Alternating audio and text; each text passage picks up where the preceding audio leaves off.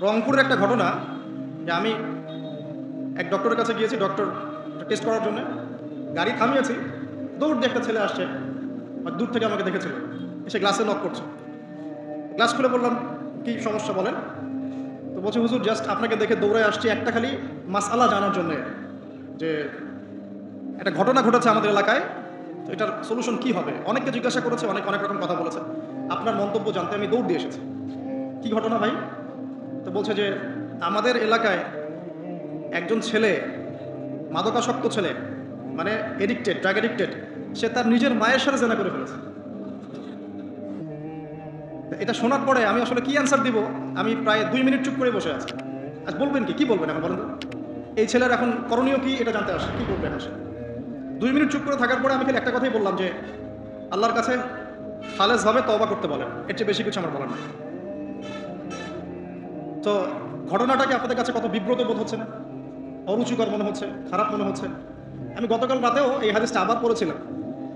কিয়ামতের আলামতগুলোর মধ্যে এটা অন্যতম একটা, যে রাষ্ট্রীয় সম্পদকে মানুষ নিজের সম্পদ মনে করে খাওয়া শুরু করবে। মানুষ দান সদকা এবং জাকাতটাকে নিজের উপর বার্ডেন মনে করবে। এটা কি বোঝা, জাকাতের বোঝা? এখানে 10টা-12টা কথা আছে। মানুষ খামর মানে মদ, মাআজিফ মানে বাদ্যযন্ত্র, তারপরে জুয়া, তারপরে জিনা, এগুলোকে মানুষ হালাল মনে করবে, হালাল মনে করে নিবে, মদপান করবে, নাম অন্য দিবে। আমানতদার ব্যক্তি হয়ে যাবে খেয়ানতকারী, আর প্রত্যেক খেয়ানতকারী ব্যক্তিকে মানুষ মনে করবে আমানতদার। তো নৈতিক অবক্ষয়টা দেখেন, যে মুসলিম হিসেবে জন্মগ্রহণ করার পরে, কোরআন সুন্নাহ হাতে পাওয়ার পরেও আমরা এখন সুদ খাচ্ছি। দিব্যি এটা কোনো ব্যাপার না এখন। বরং এমন একটা কনসেপ্ট এখন চলছে যে সুদ না খেলে আবার এই যুগে চলে নাকি, মানে মায়ের সাথে জেনা না করলে কি এই যুগে চলে নাকি? কিন্তু আমরা এখন দিব্যি সুদ খাচ্ছি, মায়ের সাথে জেনা করছি। খারাপ লাগছে না? বরং যুক্তি দিচ্ছি, এগুলো না করলে কি যুগে চলে? মহিলাদের অবস্থা দেখেন, গ্রামে গঞ্জে সব সুদী এনজিও ছড়িয়ে পড়েছে, এবং তারা সদস্য, জমি জমা, ভিটে মাটি, গরু ছাগল সব খোয়াচ্ছে, তারপরেও খেতে হবে।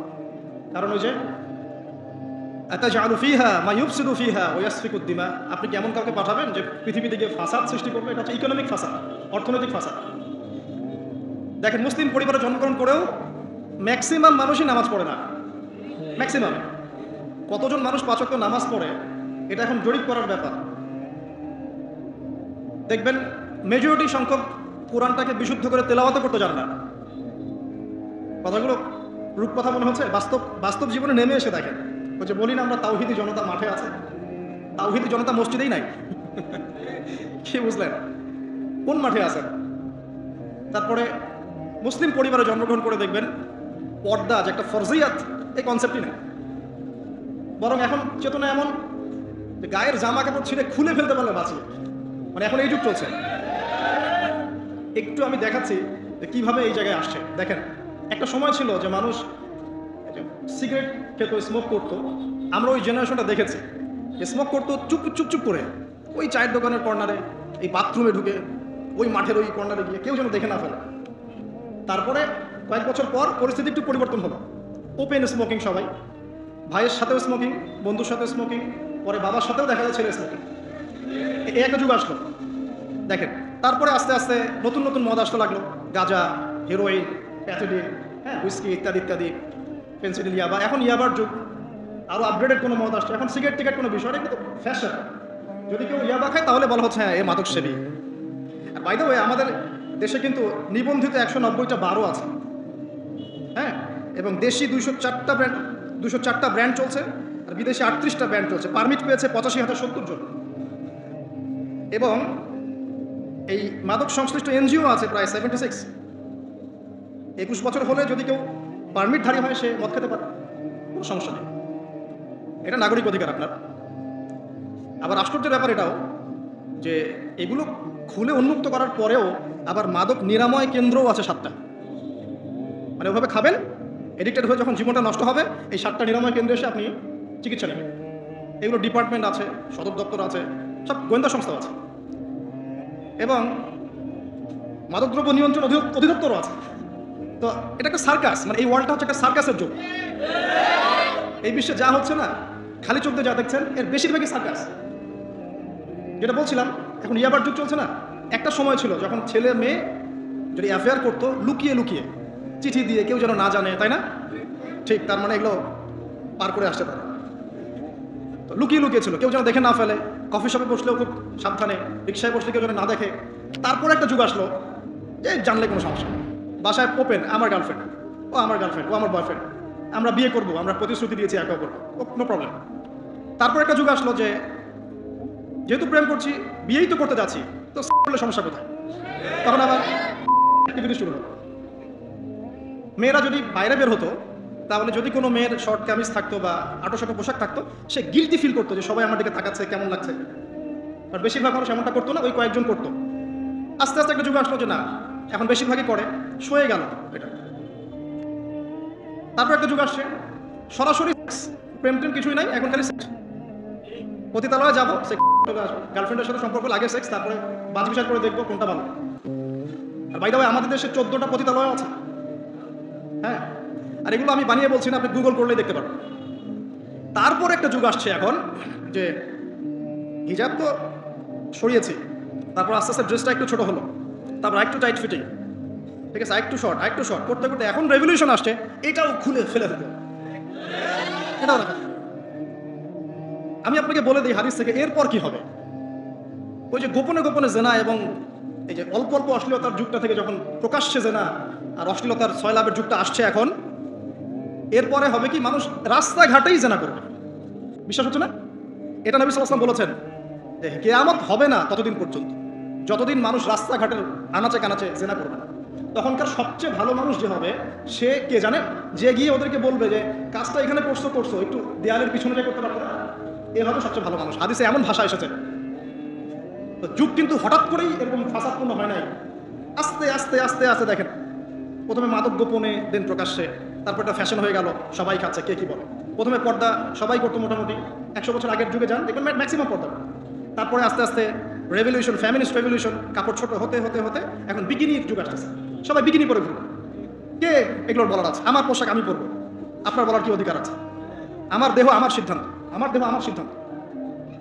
এরপরে আসবে ওই যুগটা যখন মানুষ রাস্তাঘাটে জেনা করবে, আর আল্লাহ রাব্বুল আলামিন বলেছেন তার রাসূলের মাধ্যমে, ওদের সামনে কিয়ামত হবে ইনশাআল্লাহ। মানুষ এইভাবে ফাসাদে জড়িয়েছে, মুসলিম পরিবারে জন্মগ্রহণ করার পরেও এই জিনিসগুলো অমুসলিমরা করুক, খ্রিস্টানরা করুক, বৌদ্ধরা করুক, ইহুদিরা করুক, আমাদের কিচ্ছু যায় আসে না। ওরা সারা দেশ সভ্যতা একাকার করে ফেলাক, আমাদের কিচ্ছু যায় আসে না। তো মুসলিম পরিবারে জন্মগ্রহণ করার পরে একটা মুসলিম ছেলে, মুসলিম মেয়ে কীভাবে এগুলো করতে পারে? দেখবেন মুসলিম পরিবারে জন্ম নিয়েছে, নামাজ নাই, কোরআন তেলাওয়াত নাই, আল্লাহর তো জিকিরের কোনো খবরই নাই, তারপরে দিব্যি সুদ খাচ্ছে, ঘুষ খাচ্ছে, এটা ফ্যাশন, দুর্নীতি, এটা কমন, সবাই করে, আমি একটু বললে সমস্যা কোথায়? সবার ভিতরে একটা মানে আত্মিক দুর্নীতি, মানে আমাদের আত্মাটাই দুর্নীতিগ্রস্ত হয়ে গেছে। যখন একটা মানুষের আত্মা দুর্নীতিগ্রস্ত হয়ে যাবে, তখন তার কাজগুলোও হবে এরকম। একজন রাইটারের বই পড়ছিলাম, তিনি লিখেছেন যে এখন চলমান যে সময়টুকু চলছে, এটা কিন্তু অনেক আগের বই, ওই সময়ের কথা তিনি বলছেন যে এখন যে চলমান সময় চলছে, এই যুগে যদি আত্মাটাকে দেহের রূপ দেয়া যায় আর দেহটাকে আত্মার রূপ দেয়া যায়, তাহলে দুর্গন্ধে কোনো মানুষ আমার কাছে আসবে না। আমি বুঝাতে পারিনি মনে হয়। আমাদের সুন্দর দেহটাকে যদি আত্মা বানিয়ে দেওয়া হয়, আর আমাদের কুৎসিত আত্মাটাকে যদি দেহ বানিয়ে দেওয়া হয়, এত বিভৎস দেখাবে, সামনে কেউ যাবে না। তো যেটা বলছিলাম, ধর্ম, মুসলিমদের মধ্যেই ফাসাদ চলছে, ইকোনমিক সেক্টরে ফাসাদ, রিবা, দুর্নীতি, সুদ, ঘুষ, কমন, এগুলো সবাই করছে। মুহাম্মদ সাল্লাল্লাহু আলাইহি ওয়াসাল্লামের উম্মত কিন্তু আমরা কিন্তু আল্লাহর সেই বান্দা যাদের পিতাকে আল্লাহ পাক ফেরেশতাদের সামনে সিজদা করিয়েছেন জ্ঞানের কারণে। সমাজের ক্ষেত্রে যান, দেখবেন সমাজের কাঠামোগুলো ভেঙে পড়ছে। প্রতিবেশী কে থাকে সেটাও মানুষ এখন জানে না, যে আমার পাশে বসে আছে তাকে। একজন আরেকজনের উপকার করা, কাউকে ছাড় দেয়া দিন দিন কমে যাচ্ছে। দেখবেন কারো উপকার করা, এটাকে মানুষ বিরক্তি মনে করছে এখন। রাস্তাঘাটে চলবেন, কেউ ছাড় দিতে রাজি না, যে আপনার আগে যেতে পারবে সেসব ভাবখানা, কেউ ছাড় দিতে রাজি না। রাস্তার নিচু থেকে উঁচু শ্রেণী পর্যন্ত কেউ অন্যের স্বার্থে নিজের স্বার্থ বিসর্জন দিব, ছাড় দিব, এটা চিন্তা করা যাচ্ছে না। সমাজের কাঠামো কিন্তু ভেঙে গেছে। রাস্তাঘাটে দেখবেন বেপরদামি, প্রিমিক্সিং, জেনা, অশ্লীল মুভিজ, সমাজের কাঠামো বলে কিছু নাই এখন। যা আছে একটা খোলস, ভিতর থেকে এটা পুরো পচে গেছে। পচলো কার কারণে? আমার কারণেই তো, আমার আপনার কারণেই পচেছে। কিভাবে হচ্ছে আমি সেদিকে যাচ্ছি। পলিটিক্সে যান, গ্লোবাল অ্যাফেয়ার্সে যান, ফাসাদ আর ফাসাদ। বিশ্ব নিয়ন্ত্রকদের এখন একটাই কাজ, যুদ্ধ বাঁধিয়ে দেওয়া আর অস্ত্র বিক্রি করা। কার কার মাঝখানে যুদ্ধ বাঁধাবে আর কোথায় কোথায় অস্ত্র বিক্রি করবে, এটাই টেন্ডেন্সি, কিচ্ছু না। মানুষের জীবনে কোনো মূল্য নেই এদের কাছে। একটা বোমে যে ইয়েমেনের হাজার হাজার শিশু মারা যাচ্ছে, কোনো ফিলিংসই নাই। বাচ্চাগুলো মরে গেল, কি হয়েছে? মানে পিঁপড়া ডলে দিলে যেমন মানুষের কোনো ফিলিংস থাকে না, মানুষের জীবনের মূল্য এমন হয়ে গেছে আগে। নবী সাল্লাল্লাহু আলাইহি ওয়াসাল্লাম এটা বলেছিলেন যে শেষ জামানে হারাজ বেড়ে যাবে। হারাজ মানে হত্যা। কাতেল যে হত্যাকারী সে জানবে না লিমা কাতালা, কি জন্য সে হত্যা করলো। মাকতুল সে জানবে না যে লিমা কুতিল, কি জন্য তাকে হত্যা করা হলো। আর নিয়ন্ত্রণ শক্তি যারা সমস্ত বিশ্বটাকে ওদের দাসত্বের মধ্যে আনতে চায়। আর এই দাসত্বের পথে একমাত্র বাধা হচ্ছে মুসলিমরা, বাকিরা তো আর বাধা না। এই কারণে মুসলিম সমাজের মধ্যে এগুলো বেশি বেশি ছড়িয়ে দেওয়া হচ্ছে, পর্ন, জিনা, মাদক, এটা সেটা, যাতে করে মুসলিমদের আধ্যাত্মিক যে শক্তিটা এটা না থাকে। যখন আপনার কাছে আধ্যাত্মিক কোনো শক্তি থাকবে না, তখন আপনি পরাজিত। তো সুদ ছড়িয়ে দিচ্ছে সারা ওয়ার্ল্ডে। সুদ কি আর বাংলাদেশ থেকে এসেছে? সুদ পশ্চিম থেকে আসছে। কি বাংলাদেশ থেকে আসছে? পশ্চিম থেকে আসছে। পৃথিবীর প্রথম যে মুভি এটা তৈরি করেছে ব্রিটেন, সরি আমেরিকা। 7 মিনিটের ক্লিপস ক্যালিফোর্নিয়া শুট করা হয়েছিল, এবং তারপর আস্তে আস্তে সারা ওয়ার্ল্ডে ছড়িয়ে দেওয়া হয়। সারা বিশ্বে এই বিজনেস হয় $97 বিলিয়ন প্রতি বছর, যার মধ্যে $12 বিলিয়ন প্রফিট করে আমেরিকা। খোলামেলা কথাগুলো, এটা ইন্ডাস্ট্রি একটা। এটা দিয়ে মুসলিম যুবকদের নৈতিক চরিত্রটাকে শেষ করে ফেলা হচ্ছে। আমাকে খুব ভালো মনে হচ্ছে, আপনাকে খুব ভালো মনে হচ্ছে, অমুক হুজুরকে খুব ভালো মনে হচ্ছে। চোখে এসব পড়ে নাই এমন একটা মানুষ খুঁজে পাওয়া যাবে না এই যুগে, এটা আমার বক্তব্য। ইল্লা মাশাআল্লাহ, ইল্লা মাশাআল্লাহ। যদি এমন কেউ থেকে থাকেন যে এইসব মানে কি বলবো ইন্টারনেট সেকশনের সাথে কোনো সম্পর্কই নাই, তার ব্যাপারটা হয়তো ভিন্ন। বাকি সবার চোখে এগুলো পড়ছে এবং এটা কমন। এবং এগুলো কিন্তু দিন দিন গ্রামে বাড়ছে বেশি। কারণ কি, শহরের মানুষ এগুলো দেখতে একটু অভ্যস্ত যে মেয়েরা এমনি হাঁটে, অমনি হাঁটে, এরকমই ড্রেস পরে। আর গ্রামে তো এইসব কম ছিল।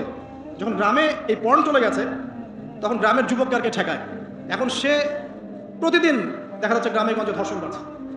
মেয়ের কাছে একটা ভোগের বস্তু, পশুত্বর দমন করতে পারছে না, আক্রমণ।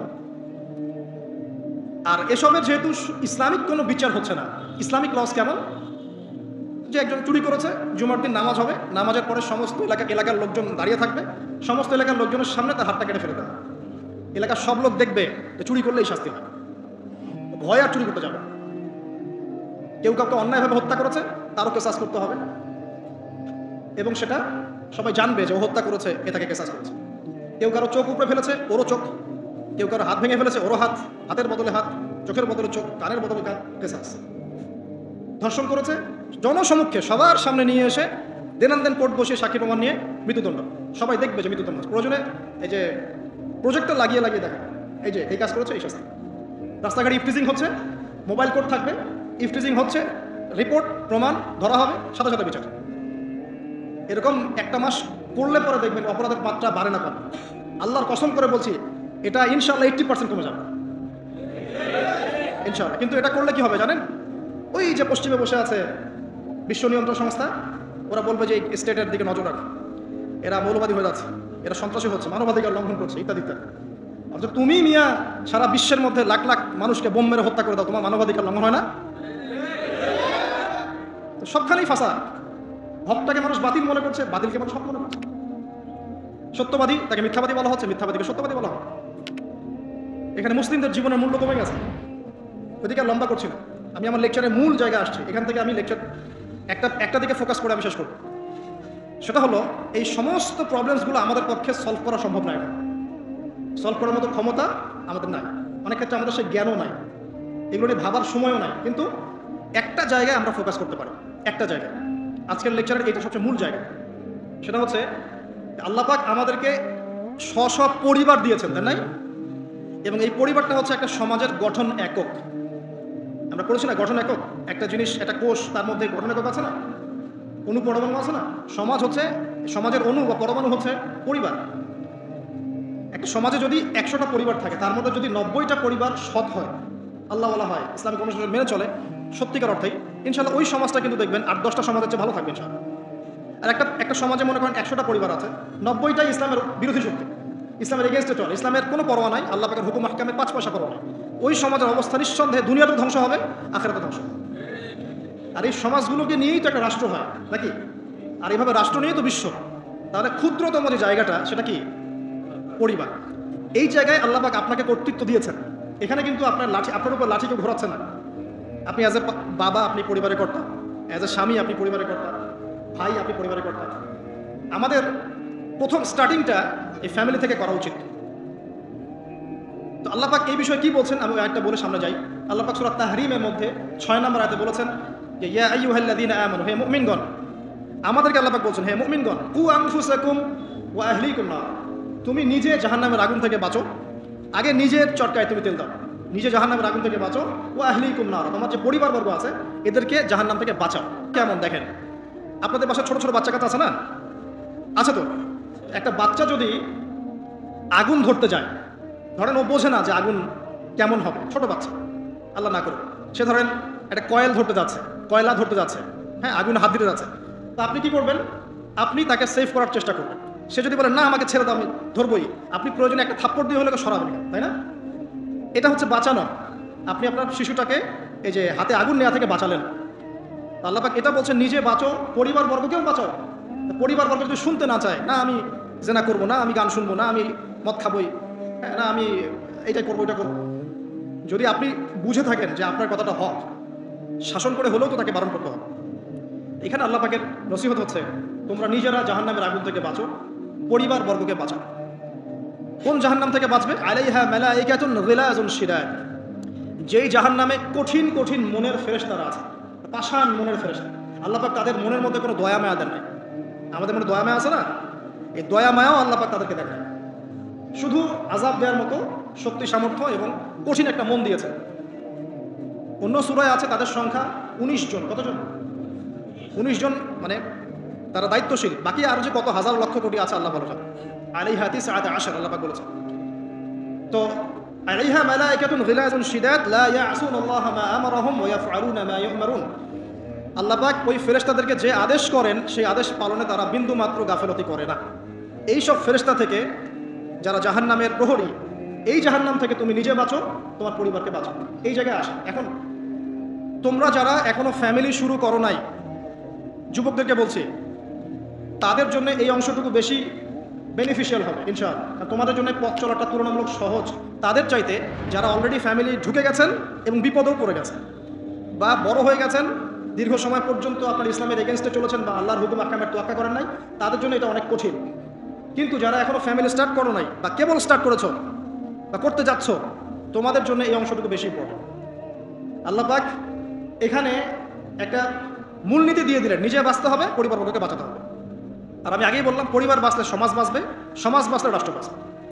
আসেন প্রথমে আমরা দেখি যে কোরআন কি বলছে। খুব অল্প করে বলি কারণ লম্বা সময় নেওয়ার সুযোগ নাই। কোরআন কি বলছে একটু লাইভলি থাকেন। আদম এবং হাওয়া আলাইহিম আসসালাম, মনে আছে? তাদের দুইজনকে আল্লাহ পাক পৃথিবীতে নামিয়ে দিয়েছেন না? যে ভুলটা তারা করেছেন সেই ভুলের ফল তারা দুইজনের সমানভাবে শেয়ার করে নিচ্ছেন না? বুঝতে পারছেন? আল্লাহর সীমা লঙ্ঘন করার পরে তাদেরকে যে আল্লাহ পাক নামিয়ে দিলেন পৃথিবীতে, এখন এই যে লম্বা সময় তাদেরকে পৃথিবীতে থাকতে হবে, পৃথিবীর এইসব ভোগান্তি পোহাতে হবে, হ্যাঁ, জান্নাতের সেই নাজ নেয়ামত থাকছে না, এই যে কষ্টের পথ চলা, এই পথ চলাটা কি স্বামী স্ত্রী একসাথে না? এভাবে যদি পরিবারের স্বামী এবং স্ত্রীরা তাদের জীবনের উদ্দেশ্যটা ফিক্স করতে পারে এবং সমস্ত বাধা বিপত্তিকে হাসি মুখে একসাথে ডিঙাতে পারে, পরিবারের শান্তি আছে। যদি না পারে তাহলে বুঝবেন যে সে আদর্শ স্বামী ছিল না, অথবা সে আদর্শ স্ত্রী ছিল না। এখান থেকে শিক্ষা হচ্ছে দুইজনের জীবনের উদ্দেশ্য একই রকম হতে হবে, দুইজনের লাইফের মিশন সেম হতে হবে, তখন আপনি পরিবারের শান্তি পাবেন। যদি না হয় তাহলে আপনি বিয়ের মধ্যে ভুল করেছেন। অতএব এই জায়গায় নসিহতটা প্রথম নেন। তারপরে চলে আসেন নূহ আলাইহিস সালাম, মনে আছে না? তার একজন ছেলে ছিল, সে কি মুমিন ছিল? করেন নাই? সে কিন্তু মুমিন ছিল না, সে অস্বীকারী ছিল। তার নূহ আলাইহিস সালামের স্ত্রী, সে কি মুসলিম ছিল? চিন্তা করতে পারেন, একজন নবীর স্ত্রী মুসলিম নন, একজন নবীর ছেলে, তিনি আল্লাহর আদেশের পরোয়া করছেন না। আল্লাহ বলছেন লাইসা মিন আহলিক, এই ছেলে তোমার পরিবারের কেউ না। নূহ আলাইহিস সালাম বলছেন হে আল্লাহ, সে আমার পরিবারের একজন, তাকে ক্ষমা করে দাও। আল্লাহ বলছেন লাইসা মিন আহলিক, সে তোমার পরিবারের কেউ না। নবী পরিবারের সদস্য হওয়া সত্ত্বেও লূত আলাইহিস সালামের স্ত্রী, সে কি জান্নাতি না জাহান্নামী? তাহলে এখানে বোঝেন যে নবী পরিবার হলেও যদি ব্যক্তিগত পর্যায়ে মানুষের মধ্যে ঈমান ইসলাম না থাকে, তাহলে এইসব বংশের পরিচয়, রক্ত, বর্ণ, জাতীয়তাবাদ, ভাষা, এগুলো মানুষকে আল্লাহর আযাব থেকে বাঁচাতে পারবে না। নবীর পরিবারের সদস্য হওয়া সত্ত্বেও তারা জাহান্নামে যাচ্ছে। শ্রোতাহারি বলেন, তাহলে আমাদের কাজ কি? নিজের চটকাটা তেল দেওয়া। আমি কত বড় আলেমের ছেলে, আমি কত বড় দায়ীর স্ত্রী, আমি কত বড় মানে মুফাসসির মুহাদ্দিসের সন্তান, ভাই, এসবের কোনো মূল্য নাই। নিজে আমি ভালো কিনা, নিজে প্রকৃত মুসলিম মুমিন কিনা, এটার মূল্য আছে। এই কারণেই হয়তো আমাদের নবী সাল্লাল্লাহু আলাইহি ওয়াসাল্লাম তার মেয়ে ফাতিমা রাদিয়াল্লাহু আনহাকে বলছেন, হে ফাতিমা, হে আমার কলিজার টুকরা মেয়ে, হে আমার কলিজার টুকরা মেয়ে, তুমি শোনো, পৃথিবীতে আমার কাছে যা চাওয়ার তুমি চেয়ে নাও, পরকালে আমি তোমার কোনো হেল্প করতে পারছি না। অথচ আমরা জানি নবী সাল্লাল্লাহু আলাইহি ওয়াসাল্লাম সবার জন্য কি করবে? সুপারিশ করবেন, সেটা অন্য বিষয়। তোমাকে তোমার হিসাব একাই দিতে হবে, নবী সাল্লাল্লাহু আলাইহি ওয়াসাল্লাম এটা বলছেন। একদিন তিনি বাসায় ঢুকলেন, দেখছেন আয়েশা রাদিয়াল্লাহু আনহা কান্নাকাটি করছে। আয়েশা, আর বলে রাখি, আয়েশা রাদিয়াল্লাহু আনহা সম্পর্কে আমাদের নবীজি বলেছেন, তাকে প্রশ্ন করা হচ্ছে, আপনি পৃথিবীতে সবচেয়ে বেশি কাকে ভালোবাসেন? তিনি বলছেন আয়েশাকে। তারপরে কাকে ভালোবাসেন? আবু বকর। তারপর কাকে ভালোবাসেন? ওমর। কথা বুঝতে পারছেন? সেই আয়েশা রাদিয়াল্লাহু আনহা বাসায় কান্নাকাটি করছেন। তিনি বলছেন, কি জন্য কাঁদছো হে আয়েশা? আয়েশা রাদিয়াল্লাহু আনহা বলছেন, জাহান্নামের আযাবের ভয়ে আমি কাঁদছি। কি হবে ইয়া রাসূলুল্লাহ আমাদের শেষে? তখন আল্লাহর নবী তার স্ত্রীকে বলছেন, যাকে তিনি সবচেয়ে বেশি ভালোবাসেন, তাকে বলছেন, তিনটা ক্ষেত্র বা তিনটা জায়গা আছে যখন পৃথিবীর কোনো মানুষকে চিনতে পারবে না পরকালে, এমনকি আমিও তোমাকে চিনতে পারবো। সেটা কি? যখন এই যে মিজানের পাল্লাটা দাঁড় করানো, এই যে এটা ভারী হচ্ছে না হালকা হচ্ছে, এই সময় কেউ কাউকে চিনবে না, কারো কথা কারো মনে থাকবে না। যে গার্লফ্রেন্ডের জন্য আপনি জীবন দিচ্ছেন তার কথা আপনার মনে থাকবে না।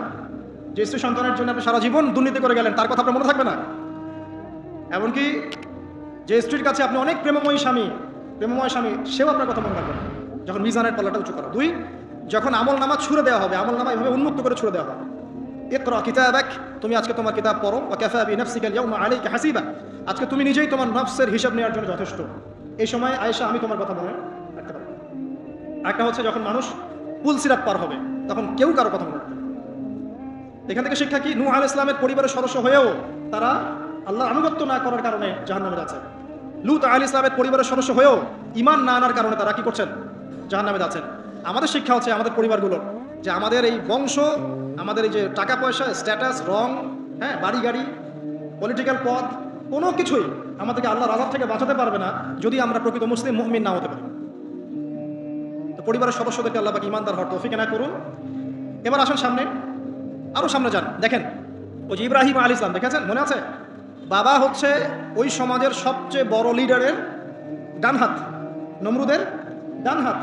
সে হচ্ছে মূর্তি পূজারীদের সর্দার, মানে মূর্তি সে বানাতো, স্ট্যাচু মেকার। ইব্রাহিম আলাইহিস সালামকে আল্লাহ পাক ওই ঘরেই জন্ম দিয়েছেন যেখানে তার বাবা একজন শিরকের কাণ্ডারী। ইব্রাহিম আলাইহিস সালাম তাকে বোঝানোর চেষ্টা করলেন, বাবা এটা শিরক, এটা শয়তানের কাজ, এখান থেকে ফিরে আসো, আমি তোমার জন্য আল্লাহর কাছে দোয়া করবো ইত্যাদি। বাবা তার কথা শুনলো না। এটা তো এমন না যে তিনি শুধু একবার বলেছেন, তিনি হয়তো বলতেই ছিলেন। একদিন দুই দিন না, কিন্তু বলতেই আছে। এক পর্যায়ে বাবা তাকে বের করে দিলেন বাসা থেকে, ফাহজুরহুম, এখান থেকে বের হয়ে যাও। তুমি যদি আমাদের এই দেবতাদেরকে গালি দেওয়া বন্ধ না করো তাহলে আমি তোমার মাথা পাথর দিয়ে মেরে ফাটিয়ে ফেলবো। হ্যাঁ আমার আব্বা, আপনার প্রতি শান্তি বর্ষিত হোক, আমি আল্লাহর কাছে আপনার জন্য দোয়া করব। পরে যখন আল্লাহ পাক তাকে বললেন যে কোনো মুশরিকের জন্য তোমার দোয়া করার স্বভাব পাবে না, তখন থেকে ইব্রাহিম আলাইহিস সালাম দোয়া করা বন্ধ করলেন। এখানে দেখেন, ছেলে, একজন যুবক ছেলে, তার মধ্যে ঈমান এসেছে, সে তার পরিবারের চলমান শিরকের বিরুদ্ধে কথা বলছে, প্রয়োজনে সে সেখান থেকে স্কিপ করেছে, তাকে বের করে দেওয়া হয়েছে, সে চলে গেছে, তারপরেও কিন্তু তাওহীদের সাথে শিরকের আপোষ করে নাই ইব্রাহিম আলাইহিস সালাম। সামনে যান, ওই যে তার স্ত্রী হাজেরা আলাইহিস সালাম তার সন্তান এবং স্ত্রীকে রেখে আসছেন কোথায় বলেন? মক্কায়, তাই না? মরুভূমিতে, খাবার নাই, পানিও নাই। এখন ইব্রাহিম আলাইহিস সালাম চলে যাওয়ার সময় তার স্ত্রী বলছেন যে আপনি কি আল্লাহর আদেশেই আমাকে ছেড়ে যাচ্ছেন? তিনি বলছেন হ্যাঁ। তখন তিনি বলছেন আল্লাহ পাক আমাদেরকে ধ্বংস করবেন না। এখানে খেয়াল করে দেখেন, তারপর সাফা মারওয়া সাই করলেন, জমজম কূপ পানি বের হলো, সেখানে কমিউনিটি গড়ে উঠলো। ইসমাইল আলাইহিস সালামের ঔরস থেকে পরবর্তীতে মুহাম্মদ সাল্লাল্লাহু আলাইহি ওয়াসাল্লামের জন্ম হয়েছে ওই ট্রাইবের মধ্যেই। তো এখানে খেয়াল করেন, এই যে সন্তান ইসমাইল আলাইহিস সালাম, তিনি যখন একটু বড় হচ্ছেন তখন ইব্রাহিম আলাইহিস সালাম আসছেন, এসে বলছেন আমি স্বপ্ন দেখেছি, ইয়া বুনাই, আমি স্বপ্ন দেখেছি, ইন্নী আরা ফিল মানামি আন্নী আসবাহুক, আমি স্বপ্ন দেখেছি আমি তোমাকে জবাই করছি, ফানজুর মাযা তারা, তোমার কি রায় আমাকে বলো। তো এখন ইসমাইল আলাইহিস সালাম বলছেন, কিশোর ইসমাইল, ইয়া আবাতি, হে আমার বাবা, ইফআল মা তুমার, আপনি সেটাই করেন যা আল্লাহ আপনাকে আদেশ করেছেন। সাতাজিদুনি ইনশাআল্লাহু মিনাস সাবিরিন, ইনশাআল্লাহ আপনি আমাকে সবরকারী পাবেন। কার কথা এটা? ইসমাইল আলাইহিস সালামের কথা। এখন খেয়াল করে দেখেন, ইসমাইল আলাইহিস সালামকে কিন্তু তার বাবা 24 ঘন্টা কাছে রেখে মানুষ করেন নাই, কারণ তিনি থাকতেন ওই যে প্যালেস্টাইনে, সেখানে আরেকজন স্ত্রী আছেন সারা আলাইহিস সালাম, আসা যাওয়া করতেন। মূলত তাকে মানুষ করেছে তার মা হাজারা আলাইহিস সালাম। যেই সবরকারী আল্লাহর প্রতি তাওয়াক্কুলকারী মা বলেছিল, আল্লাহ যদি আপনাকে আদেশ করে থাকেন আমাদেরকে ছেড়ে যাওয়ার জন্য, সেই আল্লাহ আমাদেরকে ধ্বংস করবেন না। ওই যে তাওয়াক্কুল, ওই যে সবর, তার গর্ভ থেকে আল্লাহ পাক জন্ম দিয়েছেন ইসমাঈল আলাইহিস সালাম। যেমন মা তেমন সন্তান, যে সন্তান বলছে আমাকে জবাই করতে যদি আল্লাহ পাক আদেশ করে থাকেন আপনি করেন। তো ঘরের মধ্যে স্ত্রীরা, আমাদের ঘরের স্ত্রীরা যদি হাজেরা আলাইহিস সালামের মতো না হতে পারে, সবরকারিনী এবং আল্লাহর প্রতি তাওয়াক্কুলকারিনী, আমাদের বোনেরা, আমাদের মায়েরা যদি হাজেরা আলাইহিস সালামের মতো সবরকারিনী হতে না পারে, আল্লাহর প্রতি তাওয়াক্কুলকারী হতে না পারে, তাহলে তাদের গর্ভ থেকে কশ্চিন কালেও ইসমাইলের জন্ম হবে না। কথা বুঝতে পারছেন? তাদের গর্ভ থেকে কশ্চিন কালেও ইসমাইলের মতো সন্তানের জন্ম হবে না এবং ইসমাইলি প্রজন্ম গড়ে উঠবে না। এজন্যই আপনি তাকিয়ে দেখেন ম্যাক্সিমাম পরিবারের সন্তান এখন বেলাইনে চলে গেছে। কারণ কি জানেন? মায়ের সমস্যা আছে, শুধু বাপেই সমস্যা থাকে না, মায়েও সমস্যা থাকে। মায়ের ফিতরাত সন্তানের মতো চলে আসে। তো নারীরা যদি আল্লাহর আনুগত্যশীলা না হয়, মুমিনা মুসলিমা, 5 ওয়াক্ত নামাজ পড়া, লজ্জাস্থানের হেফাজত করা, খাস পর্দা করা, হ্যাঁ, স্বামীর আনুগত্যকারী, প্রেমময়ী, তারা যদি না হতে পারে, সবরকারিনী, তাওয়াক্কুলকারিনী, তাহলে ওই মায়েদের গর্ভ থেকে আপনি ইসমাইলের মতো সন্তান কিন্তু পাবেন না, ইল্লা মাশাআল্লাহ, ইল্লা মাশাআল্লাহ। আরো সামনে যান, নবী মুসা আলাইহিস সালাম একজন ব্যক্তিকে একটা ঘুষি দিয়েছেন, সেই ব্যক্তি ওইখানে স্পট ডেড। আর ফেরাউনের লোকজন তাকে ধাওয়া করছে। মুসা আলাইহিস সালাম মিশর থেকে চলে গেলেন মাদিয়ান নামক জায়গায়। মাদিয়ানে আরেকজন নবী আছেন, তার নাম হচ্ছে শুআয়ব আলাইহিস সালাম। সেখানে গিয়ে তিনি গাছের নিচে বসে আছেন। দেখলেন দুজন মেয়ে দূরে দাঁড়িয়ে আছে, পানি নেওয়ার মতো চান্স পাচ্ছে না। ওই কওমের লোকজনের শক্তি বেশি, তো তিনি একটু শক্তিশালী ছিলেন, মুসা আলাইহিস সালাম। তিনি গেলেন, গিয়ে শক্তি খাটিয়ে ওদেরকে পানির ব্যবস্থা করে দিলেন। দিয়ে আবার সেই গাছের এখানে এসে বসলেন, বসে আল্লাহর কাছে দোয়া করছেন, রব্বি, হে আমার রব, লিমা আনজালতা ইলাইয়া মিন খাইরিন ফাকির। এখানে কিন্তু তার কোনো গৃহ নাই, থাকার জায়গা নেই, খাওয়ার কিছু নাই, কোনো পরিচিত কেউ নাই, একদম নিঃস্ব শূন্য হাতে হাত উঁচু করে আল্লাহর কাছে বলছেন, রব্বি ইন্নী লিমা আনজালতা ইলাইয়া মিন খাইরিন ফাকির। হে আল্লাহ, আপনি আমার উপর যে অনুগ্রহটা বর্ষণ করবেন, আমি এর জন্য ভিখারি হয়ে বসে আছি। এবার আল্লাহ পাক ওই একটা মেয়েকে পাঠালেন। ওই মেয়েটা আসলো লাজুক ভঙ্গিতে, লজ্জাশীলতা, চোখ নিচু করে। এই যে এখনকার এই যে ব্লাউজ ছাড়া শাড়ি পরা জেনারেশন না, এরা চক্ষু নিচু করে আসলেন। এই হাঁটাটাকে আল্লাহ পাক প্রশংসা করেছেন যে সে লজ্জাশীলতার সাথে হেঁটে আসলো, এসে মুসা আলাইহিস সালামের সামনে দাঁড়িয়ে চক্ষু নিচু করে বলল যে আমার বাবা আপনাকে ডাকছেন, আমার বাবা আপনাকে ডাকছেন। এই লজ্জাশীলতা মেয়েদের মধ্যে কোথায় পাবেন এখন? একটা হাদিস আছে, যখন তোমার মধ্যে লজ্জা থাকবে না, তোমার দ্বারা যে কোনো পাপ করা সম্ভব। হাদিস আছে, যে কোনো পাপ করা সম্ভব। বিকিনি পরেও কয়েকদিন পর ঘুরবে এরা, আমি বলে দিচ্ছি, দেখে নিয়েন ইনশাআল্লাহ। এবং এই আন্দোলন করতে করতে এক পর্যায়ে এমন একটা অবস্থা হবে, দেখবেন যে ওটা পরেও রাস্তায় ঘুরছে। মানে ওরা দেশটাকে ওই আমেরিকান এবং ব্রিটেনদের পশ্চিমা সংস্কৃতির রঙে সাজাতে চায়। আর এই নোংরা অসভ্যতার নাম দিয়েছে প্রগতিশীলতা। শয়তান অনেক বেশি প্রগতিশীল ছিল এবং এখন আছেও। ওই মেয়ের হেঁটে আসাটাকে আল্লাহ প্রশংসা করছেন। আসার পরে তিনি যখন বলছেন আমার বাবা আপনাকে ডাকছেন, তিনি গেলেন, তখন ওই শুআয়ব আলাইহিস সালাম বলছেন যে আমার এই দুই মেয়ের মধ্যে একজনকে আমি তোমার সাথে বিয়ে দিতে চাই। মুসা আলাইহিস সালাম সেখানে বিয়ে করলেন। শর্ত হচ্ছে 8 থেকে 10 বছর তাকে তার ফার্মে চাকরি করতে হবে, কৃষিকাজ, মানে গবাদি পশুর এখানে 8 থেকে 10 বছর তাকে সার্ভিস দিতে হবে, এটাই মোহর। তো এটা আমি এখন বুঝি যে মুসা আলাইহিস সালামকে আল্লাহ পাক এই যে রাখালির কাজ করিয়েছেন কেন জানেন? কারণ এই কাজগুলো মানুষের ধৈর্য বাড়ায়। মুসা আলাইহিস সালামকে পরে আল্লাহ পাক বড় একটা দায়িত্ব দিবেন, এই কারণে তাকে ট্রেনিং দিচ্ছেন এখানে। তাকে আরো বড় একটা জাতিকে সামলাতে হবে যারা আরো অনেক বেশি উদ্ধত, অনেক বেশি গবাদি পশুর মতো। তারা কারা? ওই যে বনু ইসরাইল। চোখের সামনে দেখলো আল্লাহ পাক ফিরআউনকে ডুবিয়ে দিলেন, তারপরে 40 দিনের মধ্যে আবার শিরক করা শুরু করে দিলেন। আমাদের নবী মুহাম্মদ সাল্লাল্লাহু আলাইহি ওয়াসাল্লামকে একজন কষ্ট দিয়েছিল। তো কষ্টটা এত ডাইরেক্ট দিয়েছে, এসে বলেছে আপনি ইনসাফ করেন, হে মুহাম্মদ সাল্লাল্লাহু আলাইহি ওয়াসাল্লাম, আপনি ইনসাফ করেন, আপনি ইনসাফ করছেন না। তো সাহাবীদের চোখ মুখ লাল হয়ে গেল যে এত বড় কথা নবীকে বলে। তখন নবী সাল্লাল্লাহু আলাইহি ওয়াসাল্লাম বলছেন, দাঁড়াও, আমার ভাই মুসাকে তার কওম আরো অনেক বেশি কষ্ট দিয়েছে। মানে মুসা আলাইহিস সালামের কষ্টের কথা চিন্তা করে আমাদের নবী সান্ত্বনা নিচ্ছেন, যেটা তো কিছুই না। মুসা আলাইহিস সালামকে তার কওম আরো অনেক বেশি কষ্ট দিয়েছে। তো এই কওমকে সঠিক পথে চালানোর জন্য আল্লাহ পাক 8 বছর তাকে রাখালি করিয়েছেন। আর আপনারা জানেন কিনা জানি না যে বেশিরভাগ নবী কিন্তু কৃষিকাজ করেছেন, এটা জানেন? তো যারা কৃষিকাজ করছেন আপনারা এখানে নিজেকে হীনমন্যতায় ভোগার, ছোট মনে করার কোনো সুযোগ নাই। আপনি একটা নোবেল প্রফেশনের মধ্যে আছেন, খাঁটি প্রফেশনের মধ্যে আছেন, ঠিক আছে? তো তো দেখেন, এবার মুসা আলাইহিস সালাম একজন ভালো গার্ডিয়ান পেলেন, তার নাম শুআয়ব আলাইহিস সালাম। সেখানে বাড়ি পেলেন, সেখানকার জামাই, তিনি চাকরি করছেন, মানে তার সবকিছুই অনুকূলে। ওই যে দোয়া কিন্তু কবুল হয়ে গেল, সতী পুত পবিত্র একটা মেয়ে আল্লাহ পাক তাকে দিয়ে দেবেন। কারণ মুসা আলাইহিস সালাম ছিলেন অনেস্ট, মুসা আলাইহিস সালাম ছিলেন একটা সৎ ব্যক্তি, অনেস্ট, যিনি কখনো অশ্লীল কোনো পথে পা বাড়ান নাই। ঠিক তেমন একজন মেয়েকে আল্লাহ পাক তার জীবন সঙ্গিনী করে দেবেন। তাই আমাদের শিক্ষা হচ্ছে, আমরা যদি নিজেদেরকে পবিত্র রাখতে পারি, তোমাদেরকে বলছি, ইনশাআল্লাহ তুমি তোমার জীবনে পুত পবিত্র নেককার স্ত্রী পাবে। কিন্তু তোমরা যদি এখনকার এইসব প্রলোভনে পড়ে, যে না মদ পর্ন হাবি জাবি সব কিছুর মধ্যে ঢুকে যাও, মাদক ইত্যাদির মধ্যে, পুত পবিত্র নারী আসবে না। দেখবা যে এমন নারী তোমার জীবনে আসছে যে নিজেও পবিত্র না। আর কিফাউন কিরাম, আল্লাহ পাক ব্যালেন্স করেন সবসময়, ইল্লা মাশাআল্লাহ। শুধু তাই নয়, শুআয়ব আলাইহিস সালামের মতো একজন গার্ডিয়ান তিনি পেলেন, যিনি তাকে দিনের পথে হেল্প করলেন। পরবর্তীতে মুসা আলাইহিস সালাম নবী হলেন। এখান থেকে একটা প্রমাণ আছে, দলিল, সেটা হলো বাড়ির গার্ডিয়ান যদি দিনদার হয়, শুআয়ব আলাইহিস সালামের মতো সাপোর্টিং হয়, পরিবারবর্গকে দিনের জন্য সাপোর্ট করছে, সেই পরিবারের মধ্যে শান্তি আসবে ইনশাআল্লাহ। এবং সেই পরিবারের যুবকরা সৌভাগ্যবান, যুবতীরাও সৌভাগ্যবান, সেই পরিবারের সন্তান তারা সৌভাগ্যবান। তাই পরিবারের গার্ডিয়ান যারা আছেন, আজকের খুব শুনছেন, আপনারা সাপোর্টিভ হন, পরিবারকে দিনের ক্ষেত্রে সাপোর্ট দেন, একটা ভালো প্যারেন্টিং করেন, সন্তানদেরকে সুন্দর প্যারেন্টিংসের মধ্যে নিয়ে আসেন।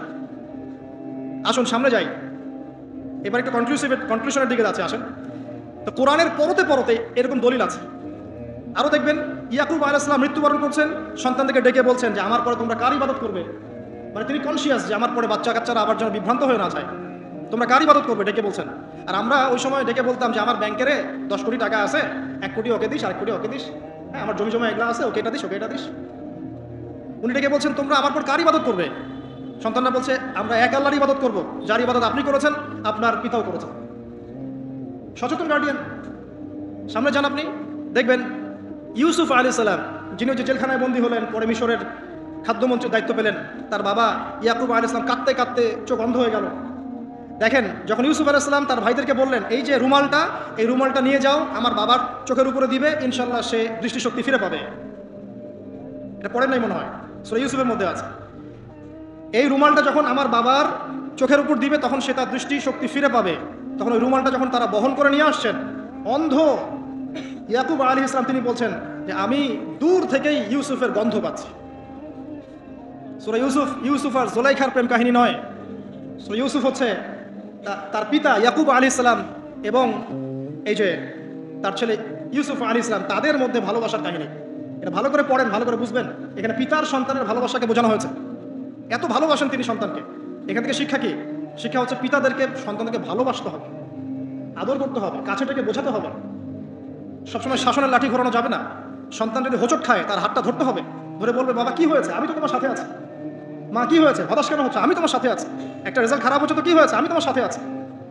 বাবা নামাজ পড়ো, বাবা কোরআন তেলাওয়াত করো, আল্লাহকে ডাকো, আল্লাহ তোমার সাথে আছে। ওকে কনফিডেন্স দিতে হবে। যখন পিছন থেকে সন্তানরা কনফিডেন্স পাবে, এই সন্তানরা বড় হয়ে আত্মবিশ্বাসী হবে। আর পিছন থেকে যখন আপনি তাকে সবসময় শাসন করতে থাকবেন, জুলুম করতে থাকবেন, এ বড় হয়ে আপনাকে বৃদ্ধাশ্রমে পাঠাবে না তো কোথায় পাঠাবে? সন্তানকে ভালোবাসতে হবে। এটা বলে রাখি, এখানে দেশে আবার 30টা বৃদ্ধাশ্রম আছে। ইসলামে বৃদ্ধাশ্রমের কোনো জায়গা নাই। আর এখন আমি চলমান একটা পত্রিকা রিপোর্ট দেখলাম গুগলে, নাম করা পত্রিকা, নাম বলছি না। তারা বলছে এখন বৃদ্ধাশ্রম সময়ের দাবি। বৃদ্ধাশ্রম এখন সময়ের দাবি, নাউজুবিল্লাহ।